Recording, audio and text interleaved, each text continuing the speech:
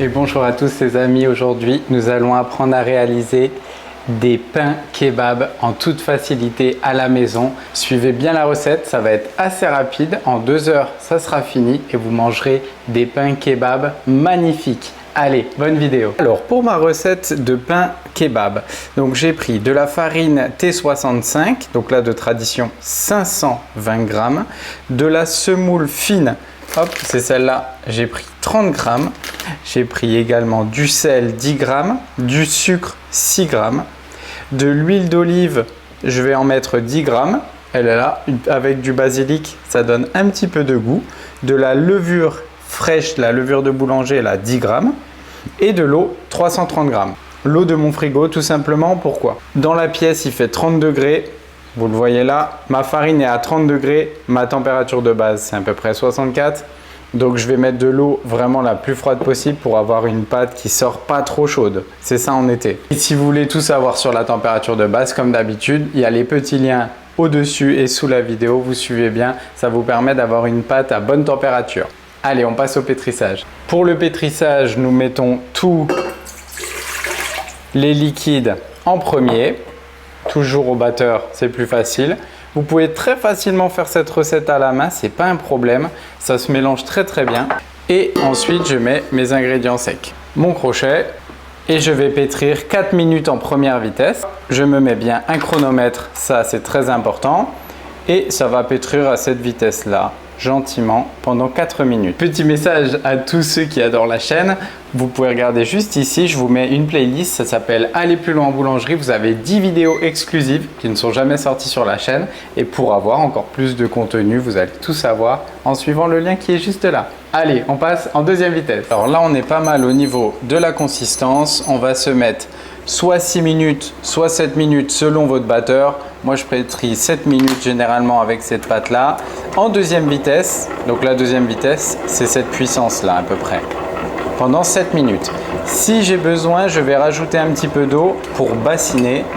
Si je vois que ma pâte est trop ferme, mais là ça va, c'est pas mal. Voilà les amis, après 7 minutes, votre pâte est bien pétrie. On va la fariner un tout petit peu. Ça, c'est une recette que j'avais appris dans mes voyages en Afrique, au Maghreb principalement. Et c'est vrai que dans pas mal de recettes, on va avoir du beurre. Moi, j'en ai jamais vu sur place. Si vous avez des recettes avec du beurre, mettez-moi un lien sous la vidéo avec grand plaisir.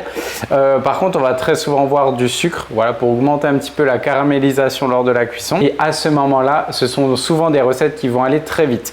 Donc, je viens de sortir, je ne vais pas laisser de pointage. Vous pouvez laisser un pointage.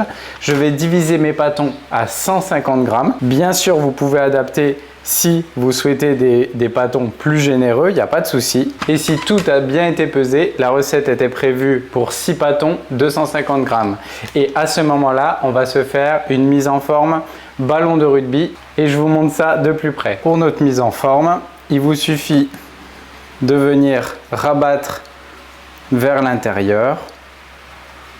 Voilà. Et une fois que vous avez une forme assez ronde, vous allez dégazer et venir rabattre 2 fois dans le même sens.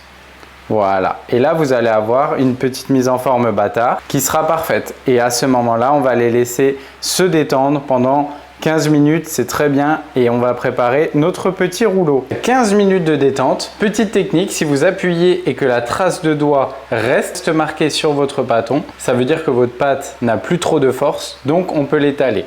Moi, je me suis fait un petit mélange farine-semoule. Hop, je vais fariner, surtout pas en excès. Je prends le rouleau de mamie, hop, et je vais faire un pâton d'à peu près 22 cm, ça sera très bien. Voilà, là on est à 22, notre pâte, elle est très bien. Peut-être que vous aurez un pâton qui aura plus de corps, d'élasticité. Ça vient de la farine généralement, mais là c'est très bien. Franchement, mon petit pain, il fait 8 par 22 et c'est très bien. Je peux prendre une plaque et je le dépose gentiment sur ma plaque.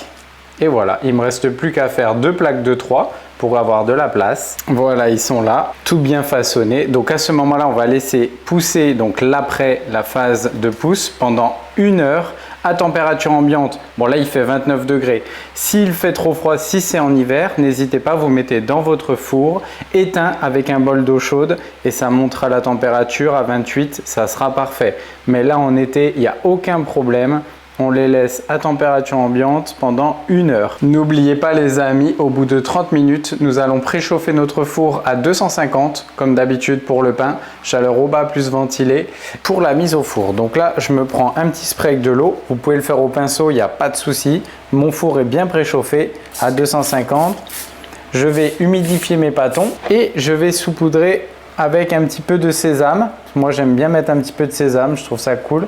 Et dans ma jeunesse, on mangeait toujours avec le sésame. Voilà, juste un tout petit peu. Et comme on a mis de l'eau là avant l'enfournement, on n'a pas besoin de mettre d'eau au four. Et on va suivre la cuisson. Je pense que ça va cuire une dizaine de minutes.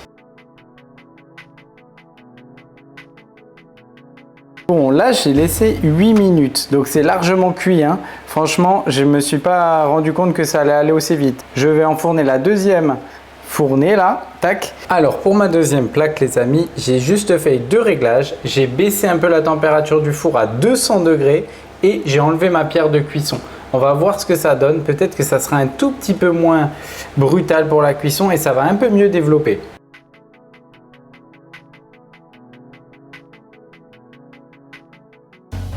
Alors ça c'est les deuxièmes. Tac, et ça c'est les premiers. Bon, il n'y a pas énormément de différence.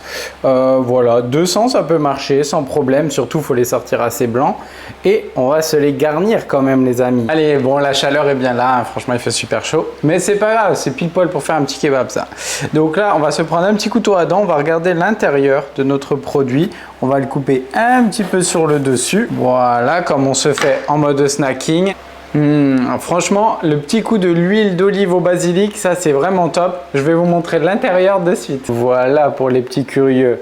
Là, on va pouvoir se garnir ça parfaitement. Donc les amis, pour la garniture, maintenant c'est à vous de jouer. Je vais juste vous montrer ma petite garniture que je me ferai moi perso et on va déguster ça ensemble. Allez, je te montre comment ça se passe. La sauce mayonnaise de Dijon, la base. Petite salade avec un petit peu d'huile d'olive au basilic. Petite tomate, mais pas trop. Un petit steak comme il faut.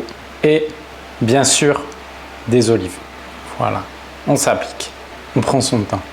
Et voilà les amis. Voilà à quoi ressemble le bonheur. Le petit pain magnifique. Allez les amis, on va se déguster ça quand même. Parce que là, vu la chaleur, on a bien mérité un petit bout de kebab. Donc bien sûr, hein, si vous avez de la viande à disposition, si vous avez du fromage, si vous voulez mettre tout ce que vous voulez, il n'y a pas de souci, profitez-en. Moi j'avoue, les olives, c'est mon petit péché mignon. Donc sur cette dégustation, il n'y a pas de bruit, tout simplement parce que c'est ce qu'on va rechercher. Quelque chose de moelleux, quelque chose de onctueux, quelque chose de délicat à croquer. Ça c'est magnifique. Petites olives, la petite sauce et là franchement vous pouvez vous faire plaisir. Maintenant c'est à vous de jouer. J'espère que cette vidéo vous a plu. N'oubliez pas de partager toutes vos réalisations avec le @boulangerie-papa sur Insta. J'adore suivre votre réalisation et comme d'habitude on n'oublie pas de s'abonner pour faire continuer la chaîne. Allez les amis, à très bientôt sur Boulangerie Papa. Ciao ciao. Trop bon.